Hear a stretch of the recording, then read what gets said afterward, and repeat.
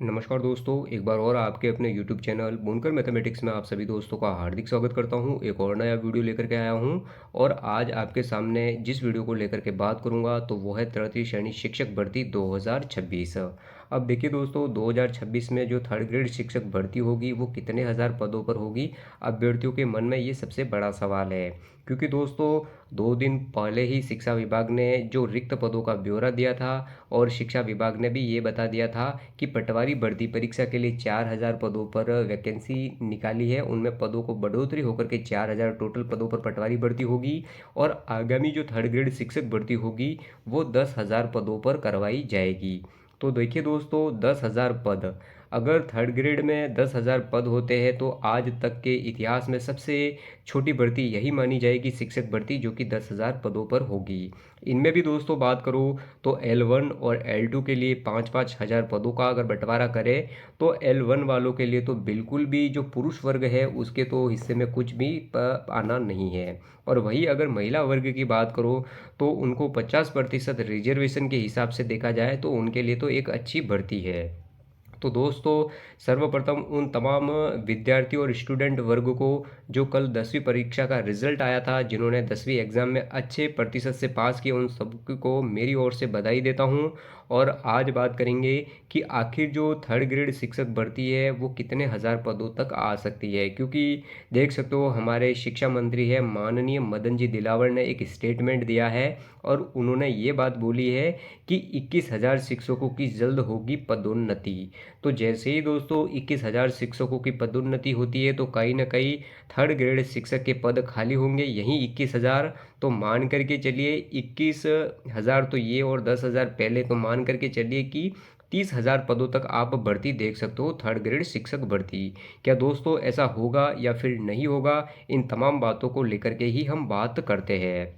और दोस्तों आपको ये भी बताना चाहूँगा कि बहुत सारे एसटीसी के अभ्यर्थी ऐसे भी हैं जिनका फर्स्ट ईयर चल रहा है और वो ये कह रहे हैं कि फर्स्ट ईयर में तो हमने प्री एग्ज़ाम में तो हमें परमिशन दे दी, हमने क्वालिफाई भी कर लिया, मगर मेन एग्ज़ाम में हमारा रिजल्ट नहीं आएगा तो हमें इस भर्ती से कोई फ़ायदा होने वाला नहीं है। तो दोस्तों बिल्कुल भी आप ये भ्रम भी अपने माइंड से निकाल दीजिए। आपको तय समय पर अपनी तैयारी करनी है, क्योंकि ये राजस्थान है, यहाँ पर भर्ती कब होगी, इसका रिजल्ट कब आएगा, इस बारे में कोई कुछ बोल नहीं सकता। अगर ये भर्ती परीक्षा 2026 जनवरी माह में होती है तो सितंबर तक सारा कंप्लीट होगा और तब तक तो जो सेकंड ईयर चल रही है या फर्स्ट ईयर चल रही है, आपके जो एग्ज़ाम हो गए हैं वहाँ पर आपका रिजल्ट भी आ जाएगा, और नहीं भी आता है तो आप उस कंडीशन में अपना शपथ पत्र भी लगा सकते हो। तो दोस्तों बिल्कुल भी आपको तैयारी में ढिलाई नहीं रखनी है, आपको अच्छे से अपनी तैयारी करनी है और एग्ज़ाम को क्वालिफाई करना है और एक सीट निकालनी है। तो फिलहाल तो दोस्तों यही थी कि L1 और L2 की जो कंडीशन है वो आपके सामने है, और देख सकते हैं कि कितने हज़ार पदों की पदोन्नति हो रही है और थर्ड ग्रेड शिक्षक भर्ती कितने हज़ार पदों पर आ सकती है। तो देख सकते हो दोस्तों, तृतीय श्रेणी 21,000 शिक्षकों की जल्द होगी पदोन्नति। दिलावर जो कि शिक्षा मंत्री है राजस्थान के, उनके द्वारा बोला गया है कि तृतीय श्रेणी शिक्षक के 21,000 पदों पर जो पदोन्नति का काम है वो जल्द होगा। अब देख सकते हो 10वीं बोर्ड का परिणाम जारी करने के बाद शिक्षा मंत्री ने दी जानकारी। तो कल राजस्थान के जो शिक्षा मंत्री है उन्होंने माध्यमिक शिक्षा बोर्ड की 10वीं परीक्षा का परिणाम जारी किया और उनके तुरंत बाद ही उन्होंने ये जानकारी दे दी है कि 21,000 शिक्षकों की हम पदोन्नति करेंगे और एक अच्छे खासे पदों पर थर्ड ग्रेड शिक्षक भर्ती का आयोजन किया जाएगा। देख सकते हो पूरी न्यूज आपके बीच है। राजस्थान देख सकते हो दोस्तों, अजमेर राजस्थान माध्यमिक शिक्षा बोर्ड का परिणाम बुधवार को शिक्षा मंत्री मदन दिलावर ने कोटा से जारी किया। वीडियो कॉन्फ्रेंसिंग के जरिए मुख्यालय अजमेर से जुड़े यहाँ बोर्ड कार्यालय में प्रशासक महेश चंद्र शर्मा व सचिव कैलाश चंद्र शर्मा सहित बोर्ड के अधिकारी मौजूद रहे। परिणाम जारी करने के बाद शिक्षा मंत्री मदन दिलावर ने कहा कि स्कूलों में नई शिक्षा नीति के तहत कई नवाचार किए गए हैं, इसका असर परिणामों के रूप में देखा जा सकता है। साल दर साल परिणाम बेहतर हो रहे हैं। उन्होंने कहा कि आगामी कुछ माह में तृतीय श्रेणी के 21,000 शिक्षकों की पदोन्नति की जाएगी। इनमें से शिक्षा की गुणवत्ता और बेहतर होगी। कई सालों से एक ही स्थान पर जो जमे शिक्षक बदलना नहीं चाहते, क्योंकि उनकी वरिष्ठता प्रभावित होती है जिससे उन्हें नुकसान होता है। ऐसा रास्ता निकालेंगे जिससे तबादला प्रक्रिया भी चलती रहे। उन्होंने कहा कि हाल ही में सफलतापूर्वक रीट परीक्षा संपन्न की गई है। इसके साथ ही आरपीएससी के जरिए भी शिक्षकों के पद भरे जाएंगे। उन्होंने ये भी कहा है कि नई भर्तियों के तहत रीट व आरपीएससी के जरिए करीब 65,000 पद भरे जाएंगे। तो देख सकते हो दोस्तों, शिक्षा मंत्री ने अपना जो स्टेटमेंट दिया है, उन्होंने ये भी दिया है कि हाल ही में रीट भर्ती परीक्षा का आयोजन किया गया है और उनको ये भी पता होना चाहिए कि रीट का रिजल्ट भी आ गया है और जो संभावित पद खाली है 10,000, वहाँ पर पदों की घोषणा भी हो गई है। अब अगर 21,000 पदों की डीपीसी होती है तो ये बेरोजगारों को बहुत बड़ी राहत होगी, क्योंकि वो भी चाहते हैं कि पदों में बढ़ोतरी हो और एक अच्छे पदों के साथ इस भर्ती परीक्षा का आयोजन किया जाए।